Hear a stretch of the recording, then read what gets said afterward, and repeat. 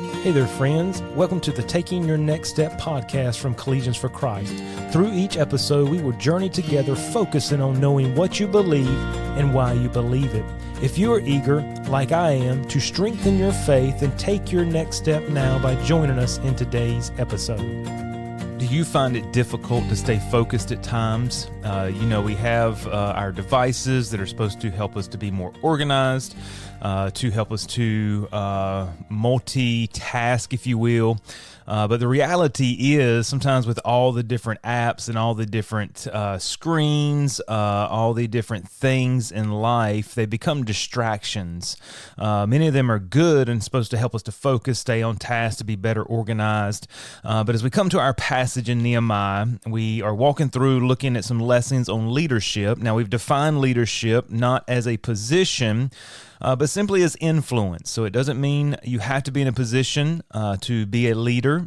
Position can put you in a position of leadership, but that does not guarantee leadership. You can have a bad leader in that position. And so we've talked about leadership as influence. As believers in Jesus Christ, we're all called to be leaders. So no matter what position you may maintain, you're still called to influence others as a follower of Jesus Christ. And so we're walking through Nehemiah, pulling out some key principles, some truths that we can apply to our life. And here we see a leader stays focused. And that's something I know I struggle with, trying to stay focused on the task.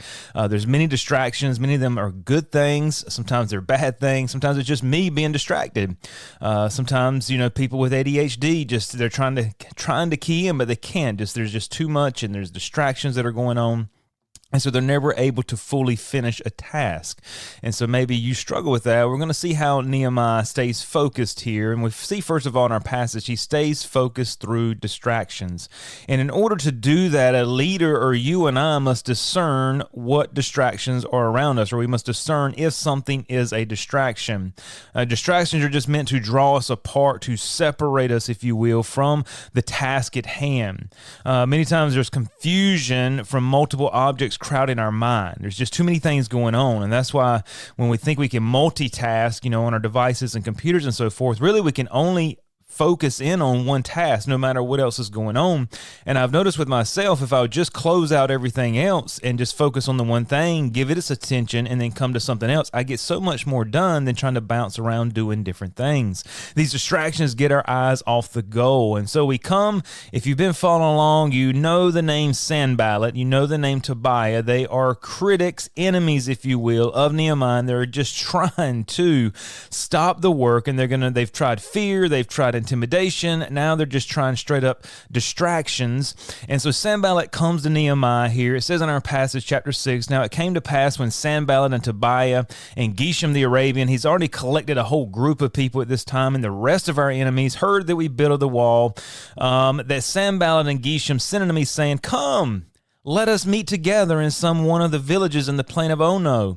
But he said, but they thought to do me mischief. I sent messengers unto them, saying, I am doing a great work, so that I cannot come down. Why should the work cease while I leave it and come down to you? And watch this. Yet they sent unto me 4 times more, saying the same thing, and I answered them the same after the same manner.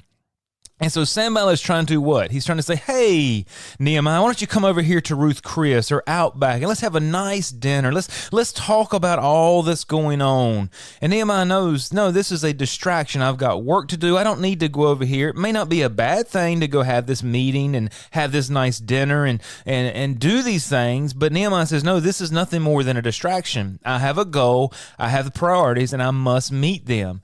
And can I say this? Some people are what I refer to as meeting junkies. You say, what do you mean by that? Some people would love just to meet and talk, and there's no action, all talk and no action. And so it takes away from the work at hand. And I see people that do that. They feel like they're accomplishing something by meeting. And I'm not saying meetings are not necessary. But what I'm saying is that's where we find ourselves feeling like we're fulfilling some duty. Sometimes we can use that as a crutch to saying, hey, we're doing something, but no action is coming from it. And so a leader discerns the distractions. Nehemiah says, nope, this is the distraction. And so a leader devotes his time or her time according to their priorities. Sanballat urged him 4 times. Do you know people will continually urge and beg you you to do stuff, and it may not be a bad thing. I can think about a situation with a couple of our students, and he was asking another student to say, hey, come with us, do this, come with us, do this, and it was in good intentions, but the student kept saying, I need to study, I need to study. So what did he do? He discerned, hey, even though this is a good thing to go and do and would build community and I'd have fun, it's going to be a distraction for me because my main priority is this specific class that I need to get my grade up in. And so people will continually urge and beg you. 4 times Sanballat did here. Nehemiah said, nope, I will not do it. And so the greatest word a leader or really anyone can learn to use is the word no. I heard that early on when we began to study college classes for ministry. I heard one of my teachers, and he's now an evangelist, and just he said, you're going to have to learn to say no. And I thought, why would I do that? Why would I say no to opportunities? Because I began to go, there are great opportunities that come up, but not every opportunity is within your focus, within your priority. And so for me to go and do some good opportunities would take away from what God has called me to do and where I need to devote my time. And so sometimes you need to learn to say no, because sometimes we take on more than we can accomplish. We have so many things, we can't narrow in on one. We're doing many things okay when we could do a few things really well. And so learn to say no, discern when it's a distraction, even if it's a good distraction. Some really good opportunities will come up, but you need to be able to focus on your priorities. And so devote your time and energy to those because that is what Nehemiah is doing. And so he stays focused through distractions. He stays focused through criticism. Now they go from, okay, you're not going to come over here and let us wine and dine you, if you will, at some restaurant and meet with you and try to get you distracted. Verse number 5 says, then Sanballat sent his servant unto me in like manner the 5th time, this time with an open letter. So he sends a letter this time, and it says, here's what's written. It's reported among the heathen, and Gashmu saith that thou and the Jews think to rebel. For which cause, that's why you're building the wall. And he says, you're going to go against the king. You're trying to set up this thing. You're trying to have people say there's a king in Judah. You want to be the king.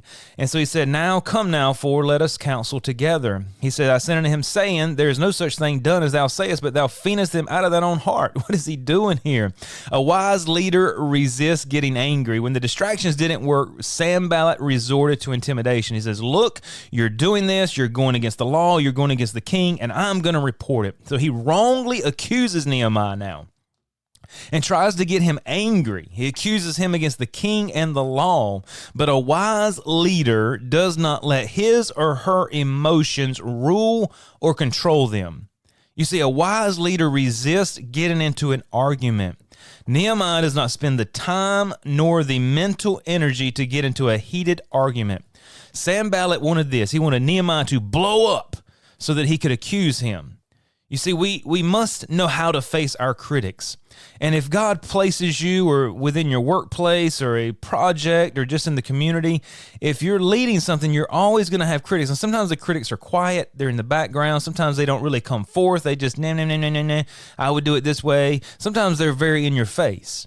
And so you and I need to know how to face our critics, and Nehemiah does this. He openly denies it because it's wrong, and then he goes to God in prayer. He says, look, you're making this up in your own head. This is false. This is a false accusation. I'm going to tell you very clearly it is, and then he goes to God in prayer. And that's what you and I should do. And so he stays focused through the criticism. He stays focused through the intimidation. We see now that does not work. Sanballat resorts to further intimidation. You see, a wise leader will not be intimidated. That can be hard because sometimes the fear of what they may do, the fear of what people may think can cause us to shrink, cause us to step back. And so now Sanballat devises a secret plan to hurt Nehemiah.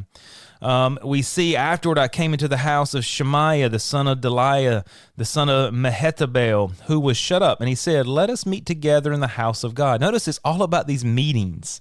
When I say meeting junkies, let us meet together in the house of God. Now, what would be wrong with that? Come to the church. Let's meet there within the temple, and let us shut the doors of the temple, for they will come to slay thee. Yea, in the night they will come to slay thee. And I said, should such a man as I flee?